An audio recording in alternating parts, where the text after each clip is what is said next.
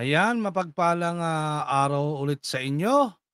Eto, pag-usapan naman natin itong housing. Housing, traffic, jeepney modernization, at lalong-lalo na yung utang ng gobyerno, yung utang natin. Oo, matanda na tayo tapos yung mga anak natin, yung mga babayaran ng utang. O yan. Dahil bakit? Mas malaki pa ang ginagastos ng gobyerno kesa sa kinikita ng gobyerno. Yung kinikita sa mga paniningil ng mga tax, mga GOCC, ayan. Pag-usapan natin ito, tuloy-tuloy natin ito. Ito dun sa ano, patungkol ito sa kontrasona ni Senator Coco Pimentel. Eto, umpisahan na natin at nang marinig natin yung mga hinaing niya dito sa kontrasona. Look at housing. Housing was barely mentioned in the SONA. This is one area where the president overpromised in his past SONAs.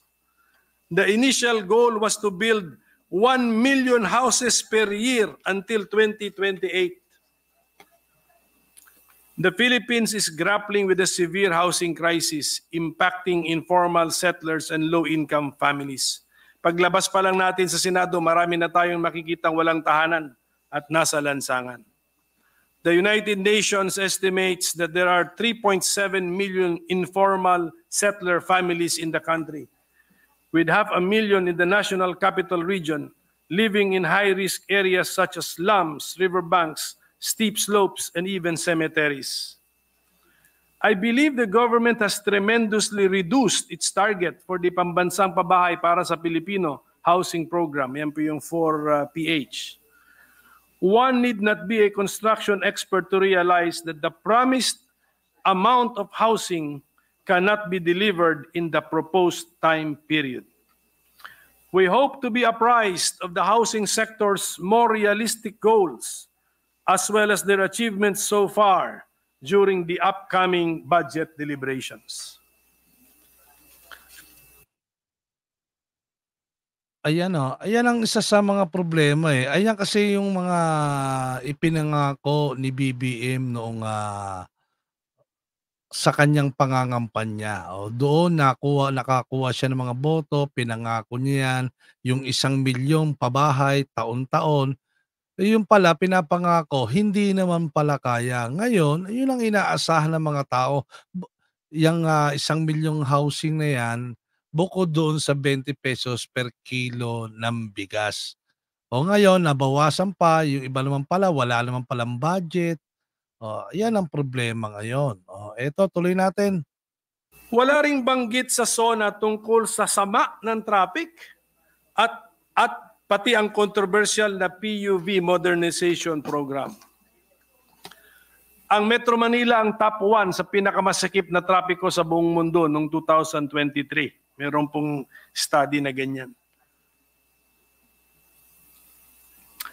An average driver or commuter in Metro Manila spends approximately 240 hours on the road, of which 117 hours were spent trapped in traffic. Ibig sabihin, sa loob na isang taon, halos 5 araw ang nasasayang ng ating mga kababayan dahil lang sa matinding trapiko. Siguro this could be used as an argument, lalo na dun sa mga empleyado po, no? Na as a reason to justify wage increase. Kasi hindi ba parang overtime na rin yun? Na in going to and from work, 117 hours po ang nauubos ng ating mga workers and employees. Traffic cannot be solved by national law. The laws can only provide the framework. The MMDA is already there, as well as the local government code. This is a job for the executive branch. Mr. President, Mr. or Miss Local Chief Executive, please solve the traffic problem in your area. Not everyone can have police escorts like you do. The PUV modernization program is controversial, just like POGO. That is why it is a wonder to me why it was not mentioned in the SONA. Mukhang hindi pinag-isipang mabuti ang PUV modernization program. It may look good on paper with its European standards, but it may be impossible to execute in reality. Masyadong mahal ang modern jeepney na itsurang minibus na para sa isang karaniwang tsoper. Modern jeeps cost between 1.6 to 2.8 million pesos per unit, excluding overhead expenses pa yan. Even with a government subsidy of 210 to 280,000 pesos per unit, it remains unattainable for drivers earning only 300 to 500 pesos daily. And to offset these costs, fares may even double or triple, significantly impacting our commuters. The PUV modernization program in its current form is fundamentally flawed and unjust. The government is not yet ready to implement it. I therefore urge the DOTR to step on the brakes and suspend the implementation of the program and consider those already complying as being under pilot testing, and then give the Filipino people a comprehensive report on the results of the pilot test at the soonest possible time. Ang utang na dapat bayaran ay hindi rin nabanggit sa SONA ng Pangulo. I believe that given the gargantuan amount of our national debt, its effects on our national life must at least be mentioned in every SONA.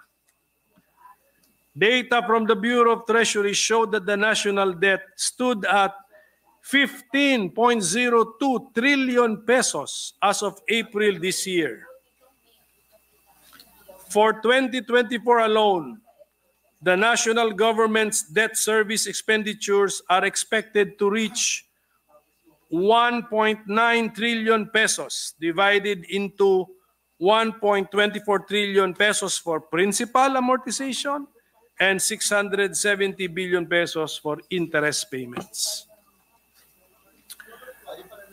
We are often reassured that our debt is under control, but this overlooks the fact that the Filipino people and our future generations will inherit a legacy of higher taxes, fees, and other charges.